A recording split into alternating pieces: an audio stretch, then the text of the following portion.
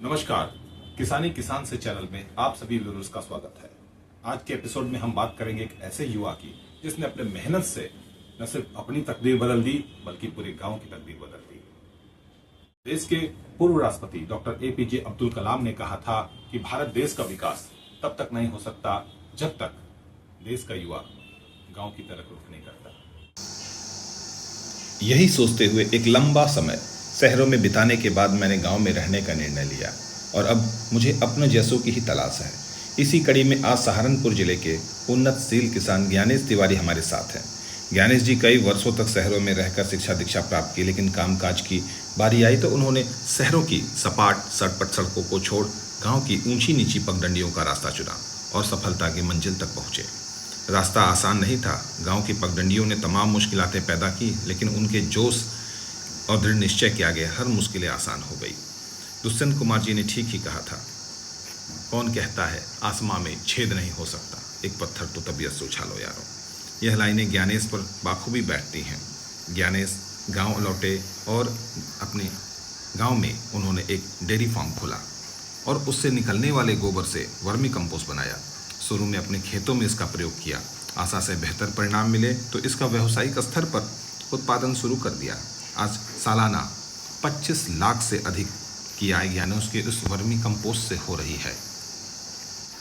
इस क्षेत्र में बेहतरीन कार्य के लिए ज्ञानेश को सरकारी और गैर सरकारी संस्थाओं की ओर से कई बार पुरस्कृत किया जा चुका है। आइए आज हम इस कड़ी में ज्ञानेश की जुबानी ही सुनते हैं किस प्रकार से वर्मी कंपोस्ट बनाया जा सकता है और आर्थिक रूप से किसान संपन्न हो सकते हैं। मैं ज्ञानेश तिवारी उत्तर प्रदेश के जनपद शाहजहांपुर से। मेरा डेयरी फार्म माँ शांति कामधेनु डेयरी फार्म के नाम से है और जेपी ऑर्गेनिक फार्म के नाम से हम वर्मी कंपोस्ट और ऑर्गेनिक पे काम कर रहे हैं। ये तो मेरा परिचय हुआ साथियों। हम थोड़ा सा वर्मी कंपोस्ट के बारे में आपको बताना चाहेंगे। इनके प्रकार क्या हैं और इसका लाभ क्या है और इसकी बहुत बड़ी आवश्यकता जो इस समय स्थितियाँ चल रही हैं, बीमारियों की, फसलों में जो समस्याएं आ रही हैं, मृदा में जो गुणवत्ता की कमी होती जा रही है, इस पे हम बात करेंगे। सबसे पहले साथियों मैं आपको बताना चाहूँगा कि मेरा डेयरी फार्म है और इस पर जो गोबर निकलता है उसी को मैं अपने वर्मी कंपोस्ट यूनिट में यूज करता हूँ। आवश्यकता बढ़ती है तो मैं अपने आसपास के जो किसान हैं उनसे भी खरीद लेता हूँ। उसके बाद साथियों अवाई प्रकार की बात, मैं 3 प्रकार से वर्मी कंपोस्ट खाद पे काम करता हूँ। उसमें सबसे पहला है प्रॉपर पिट मेथड, जो आप देख रहे होंगे। ये ईंटों से हम बनाते हैं स्ट्रक्चर। इसमें स्थायी स्ट्रक्चर होता है। 15 फीट लंबा पिट है, चौड़ाई इसकी 3 फीट है और गहराई इसकी 1 फीट है। दूसरा होता है HDPE बैग, जो कि आपके सामने लगा हुआ है और ये मार्केट में उपलब्ध रहता है। इसकी लंबाई 12 फीट होती है, चौड़ाई 4 फीट और गहराई लगभग 2.25 फीट के करीब करीब होती है। तीसरा विंडो मेथड है, जो कि मैंने इसमें उसके जो है कुछ फ़ोटो शेयर किए हैं। विंडो में हम एक समतल ज़मीन पर एक पन्नी बिछा लेते हैं जहाँ पर पानी का भराव ना हो। 3.5 फीट की चौड़ाई रखते हैं पिट की। उसके चारों तरफ इक्सरी ईंटें रख देते हैं। गोबर को बीच में डाल के कवरनुमा जो आकार होता है शेप दे के और ऊपर से केचुआ छोड़ देते हैं। मल्चिंग हम पराली से करते हैं, जो कि आप देख रहे होंगे कि हमारे यहाँ सरकार बहुत जोर दे रही है कि आप पराली को खेतों में ना जलाएं। तो मैं अपने खेतों की जितनी अधिक से अधिक पराली होती है वो स्टॉक करता हूँ और उसे वर्मी कंपोस्ट खाद में यूज करता हूँ। ये 2-3 काम करती है। एक तो जो इस समय टेम्परेचर बहुत ज़्यादा है और जो हम पानी देते हैं पिटों में, तो ये वाटर रेगुलेटर का काम करता है। पानी हमने दिया, ये नमी को देर तक रोके रहता है। दूसरा, खुद ये डिकम्पोज होके और खाद में कार्बनिक मात्रा बढ़ाता है। तीसरा, चूंकि केचुआ फोटो सेंसिटिव जीव होता है, उसे चमक से दिक्कत होती है, तो ये अंधेरा भी बनाए रखता है। चिड़ियाँ या जो भी केचुए के लिए हानिकारक पक्षी हैं वो इसे जो है नहीं बीन पाते, क्योंकि ऊपर से पराली का ढकाव है। गांव में हमारे यहाँ सफाई कर्मी आते हैं और जब वो कूड़ा इकट्ठा करते हैं तो पत्तियों को हमने मना कर रखा कि आप ना जलाएं। उन पत्तियों को हम मंगवा के और अपनी वह जो तैयारी होती है गोबर की पिट में डालने से पहले उसमें उसे मिलवा देते हैं और उसके बाद ये पिट में पहुंचता है। उससे एक तो गोबर में एरेशन, हवा का संचार अच्छा रहता है और खाद जो बनाता है केचुआ उसमें गुणवत्ता, कार्बनिक मात्रा और बढ़ जाती है। और वहाँ पर जो कूड़ा है उसका भी एक प्रबंध हो जाता है, उसे हम जलाने से बचाते हैं। पराली को भी हमने जलाने से बचा लिया, जो कि बहुत ही हानिकारक है खेतों के लिए। प्रदूषण तो होता ही होता है, जो सूक्ष्म हमारे जो इसमें बैक्टीरिया या जो भी होते हैं जो हमारे किसानों के लिए हितकारी होते हैं वो सभी मर जाते हैं खेत में पराली जलाने से। तो इस तरीके से वर्मी कंपोस्ट एक सिर्फ कारोबार नहीं है, सिर्फ पैसा पैदा करने की एक व्यवसाय नहीं है। इसमें आपको अपने मन में लगेगा कि कहीं न कहीं हम एक सूक्ष्म जीवों का भी पालन कर रहे हैं, उन्हें भोजन दे रहे हैं। इससे जो तैयार खाद है उससे हमारे जो परिवेश में शुद्धता आ रही है, केमिकल का प्रयोग कम हो रहा है या बिल्कुल बंद हो रहा है।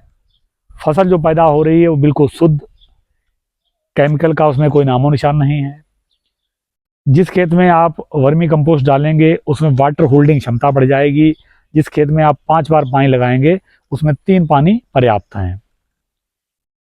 जो हमारे मिट्टी वाले केचुए होते हैं, ये मेरा अपना निजी अनुभव रहा कि जिन खेतों में वर्मी कंपोस्ट मैंने डाली उसमें मिट्टी वाले केचुए अपने आप संख्या उनकी बढ़ गई और वो उन्होंने अपना काम शुरू कर दिया जो पहले किया करते थे। वर्मी कंपोस्ट से कईयों उद्देश्य एक साथ पूरे होते हैं। उसके बाद आप देख रहे होंगे उत्तर प्रदेश में आवारा पशुओं की एक समस्या रहती है, काश्तकार इसे कहते हैं। तो उसका भी कहीं न कहीं हम इसे समाधान कर सकते हैं कि जैसे किसी काश्तकार के पास 1 पशु है, 2 पशु या 4 पशु हैं और वो पशु तभी छोड़ता है जब उसे लगता है कि अब इसने दूध देना बंद कर दिया, ये मेरे काम का नहीं है। तो अगर आप अपने घरों में 1 पिट 2 पिट, आप अधिक पिट ना लगाएं, हर आदमी व्यावसायिक रूप से नहीं कर पा रहा है, तो उन्हें 1-2 पिट लगा के और उस गोबर को, जो आपके यहाँ 1-2 पशु 4 पशु हैं, उस गोबर से आप अपनी वर्मी कंपोस्ट खाद बनाएं। एक तो आपको ये लगेगा कि हमारा पशु खाली नहीं है, उसका कहीं न कहीं हमें एक आर्थिक लाभ हो रहा है। दूसरा, जो खाद तैयार हो रही है, आप अन्य जो फर्टिलाइज़र देते हैं खेत में उन्हें ना दें, वर्मी कंपोस्ट डालें तो आपका आर्थिक लाभ होगा, फसल स्वस्थ होगी, आपकी मृदा में जो तत्वों की कमी हुई है उनमें सुधार होगा। 2 या 3 साल के अंदर आपकी जो भूमि है, जो आज से 50 साल पहले या इससे पहले जो भूमि का स्तर रहता था गुणवत्ता का, वही हो जाएगा। आपको किसी अन्य खाद की आवश्यकता ही नहीं पड़ेगी। और सी परिभाषा रहती है डॉक्टरों की या वैज्ञानिकों की कि जो भी स्वस्थ रहेगा, चाहे वो इंसान हो या फसल हो, उसमें बीमारियां स्वाभाविक रूप से कम लगेगी या नहीं लगेंगी। साथियों, मेरा यही कहना है कि आप वर्मी कंपोस्ट खाद पर हर हाल में काम करें।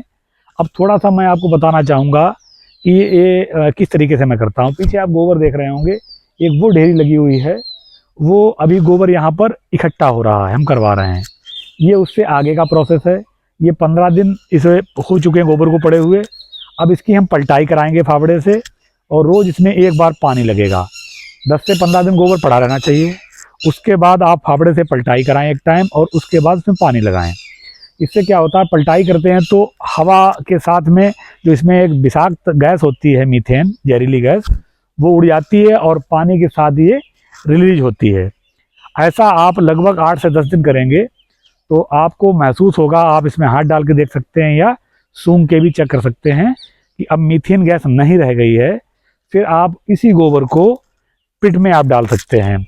पिट में आप डालें, डालने के बाद ऊपर से केचुआ छोड़ा जाता है। केचुआ छोड़ने का मानक लंबाई के हिसाब से होता है।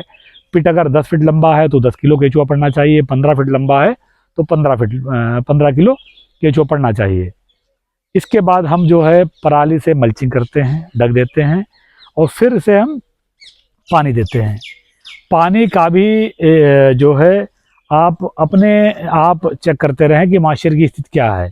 गर्मियों में अमूमन ये होता है कि लगभग रोज़ ही पानी देना होता है, लेकिन जब आप लगभग 10 से 12 दिन हो जाएंगे और केचुओं के लगेगा इसके अंदर बिल्कुल सही परिवेश है, मीथेन नहीं है। केचुआ तभी नीचे अपने भोजन में जाएगा, अन्यथा वो ऊपर ही बैठा रहेगा। अगर सब कुछ अनुकूल उसके हिसाब से तो 10 से 12 दिन के अंदर केचुआ नए गोबर में जाना शुरू हो जाएगा। 20 से 25 दिन के बाद आपको काली भुरभुरी चाय पत्ती के तरीके से खाद बनती हुई नजर आएगी। आप पानी देते रहें। लगभग 1.5 माह 45 दिन के बाद आपको 3 इंच मोटी परत खाद की बनी हुई नजर आएगी। इसके बाद आप पानी देना बंद कर दें ताकि उसमें थोड़ा मॉइस्चर कम हो जाए, और फिर हम कुरेदा मारते हैं, चाहे पंजा हो या उंगलियों से, कोई धारदार चीज़ ना हो, कुरेदा मार देते हैं। कुरेदा मारने के बाद कुछ देर का अंतराल करते हैं, जैसे 10 से 15 मिनट का। और केचुआ चूँकि बहुत ही सेंसिटिव जीव होता है, वो ऊपर हलचल जब देखता है तो वो नीचे चला जाता है इस 10-15 मिनट में। फिर कुछ देर के बाद हम उसकी ढेरियाँ बना लेते हैं। उस ढेरियों को उठा के हम अन्य जगह पर रख लेते हैं, वो छनाई के लिए तैयार हैं। दोबारा फिर हम पिट को ढक देते हैं। ढकने के बाद पानी देते हैं। 7-8 दिन के बाद फिर हम पानी देना बंद कर देंगे और उतार करेंगे। ऐसे करते करते लगभग 90 दिनों में ये पूरी साइकिल कंप्लीट हो जाएगी। अंत में लगभग 2 इंच मोटी परत जो है केचुए की बचेगी, वो अब नए पिट में पड़ने के लिए तैयार है। साथियों, इसमें कोई बहुत बड़ी रॉकेट साइंस नहीं है, लेकिन करना पड़ेगा।